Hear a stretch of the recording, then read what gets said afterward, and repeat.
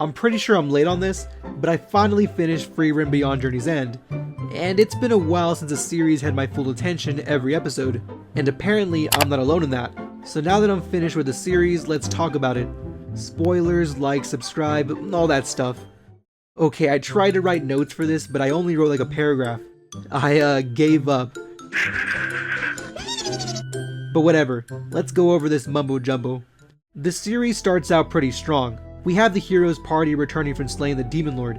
This took me by surprise because this usually happens at the end of the series. Like most isekai haven't gotten there yet. Also, there's a 50-year time skip, then Bluey dies, and another time skip and the drunk dies. Then Frieren adopts an e-girl she taught magic. Solid start.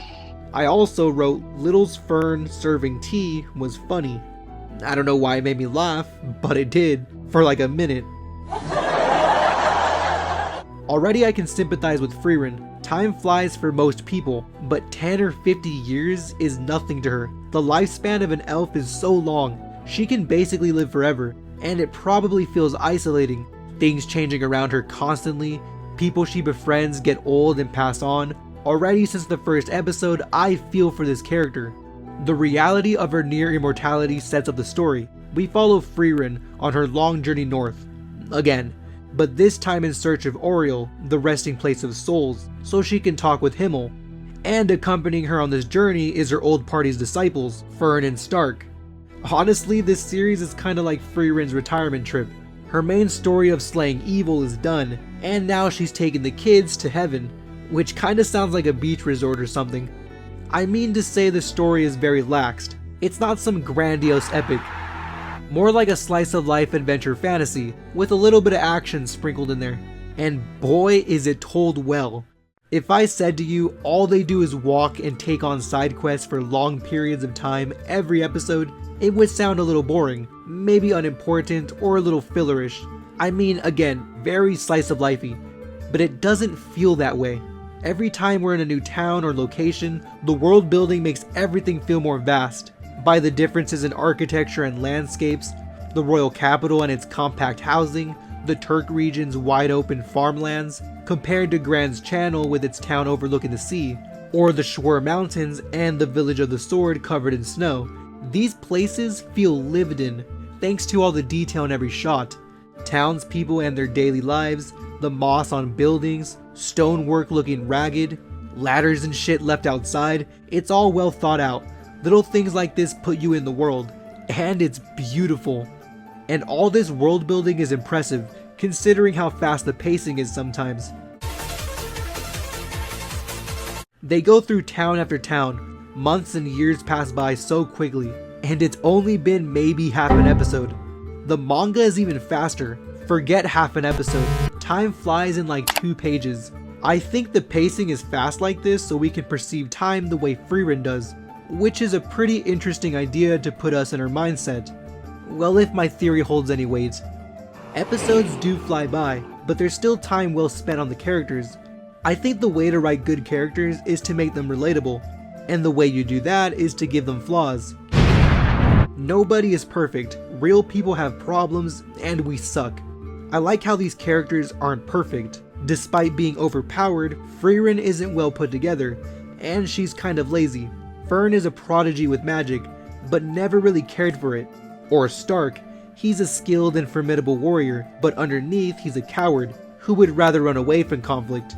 All of their traits contradict each other, and it's these flaws that make them feel human. I also like how each character from the main to the supporting cast get their own time to shine. Through flashbacks, we see the personalities of Himmel, Heiter, and Eisen, and how well their party operated together. We got to see how wise and insightful Flamma was as a teacher, or how kind and caring Stark's older brother was. Despite being much older, Dankin proves how skilled of a mage he is. Also, bro has hands. And we saw how good at murder Ubel is. Can I show that on YouTube? A real cool addition to these characters is the fact that many of them were influenced by the party of heroes. Well, mostly Himmel. Werbel tries to help those in need whenever he can, because of all the stories of Himmel helping out his village. Dankin became a mage because he admired Frieren from the party of heroes. Himmel saved this old woman as a child, and now she takes care of his statue. Aside from that, almost every place they visit has statues of the heroes or Himmel, and celebrate them in some way. It's really great to see their legacy hold so much weight over time. Everyone also stands out with how cool they look. Each of their designs differ when it comes to social status or the region they come from. Even the colors say something about them. Blue usually means reliability or inspiration, while wearing black is often linked with death, or it's considered sexy. Yeah, I'm not into Ubel like everyone else. I like an aged wine. I'm more of a Frieren type of guy. Well anyway, the animation is insane all the time. These flowers just blasting into the sky, this shot of Stark putting on his jacket, or Fern taking off her coat, that was crazy realistic for no reason. The way characters walk or run, when they talk, how they look while fighting, the way anyone swings around their weapon adds weight. Whenever anyone uses magic, you can feel how powerful it is, from the way mana builds up and moves around hair and clothing. On that note, any spell is fascinating to watch. I love how there's different types of magic and styles of doing them. Lavine's ice magic or Kane's water magic, and how well they work together. Laufen's teleportation spell distorts her form whenever she flashes away. Senza has mana woven through her hair, allowing her to move it around as Senza has mana woven through her hair, allowing her to move it around as an extension of her body. Sharp can change flowers into metallic shards, and this dude Land never left his house. That's how good his clone magic is. Man, basically everything enhances an already great manga. Madhouse Studio went really hard on this adaptation, and people are loving it still. Frieren is all I see on social media. This right here are all the Frieren posts I saved in just 2 days. From memes to appreciation posts, people are obsessed, and I think I am too. Now, as of lately, Frieren has been #1 on my anime list, which is crazy, because for years, Fullmetal Alchemist Brotherhood has held that title. Other anime have been at #1 before, but for maybe only a week.